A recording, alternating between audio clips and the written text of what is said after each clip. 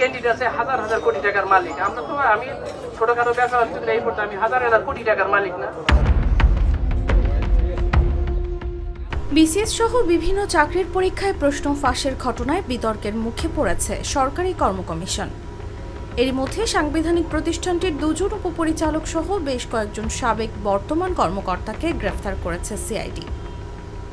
তবে সবচেয়ে বেশি আলোচনায় রয়েছেন পিএসসি চেয়ারম্যানের সাবেক গাড়ি চালক সৈয়দ আবেদ আলী।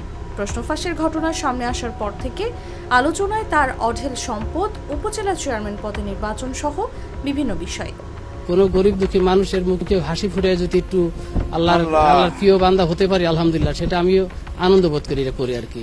পিএসসি সূত্র বলছে, সৈয়দ আবেদ আলী মাদারীপুরের ডাসার উপজেলার পশ্চিম বোতলা গ্রামের মৃত আব্দুর রহমান মীরের ছেলে। 1997 সালের 2রা ডিসেম্বর পিএসসিতে গাড়ি চালক হিসেবে যোগ দেন।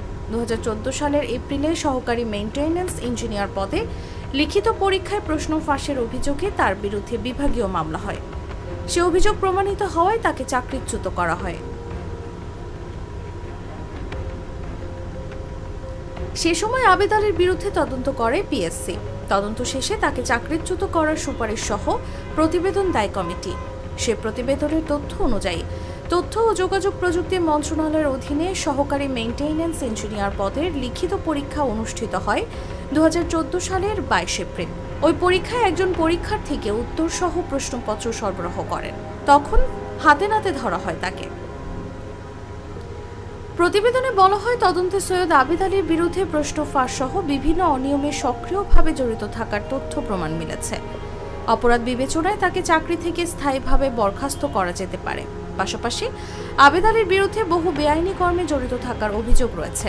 তদন্ত কমিটি মনে করছে তিনি অভ্যাসগতভাবে অপকর্মে জড়িত। সৈয়দ আবেদ আলী চাকরিতে যোগদানের সময়ও প্রতারণার আশ্রয় নেন। তিনি নিজের স্থায়ী ঠিকানা গোপন করে ভিন্ন ঠিকানা ব্যবহার করেন। স্থায়ী ঠিকানা হিসেবে তিনি চাকরির যোগদানপত্রে উল্লেখ করেন সিরাজগঞ্জের শাহজাদপুরের শ্রীফলতা গ্রাম। তার বিরুদ্ধে প্রশ্ন ফাঁসের অভিযোগ ওঠার পর তদন্তে নেমে প্রতারণা ধরেন কমিটির সদস্যরা। তার বিরুদ্ধে হওয়া বিভাগীয় মামলার অভিযোগনামা ও বিবরণী স্থায়ী ঠিকানায় পাঠানো হয়, তবে তা ফেরত আসে।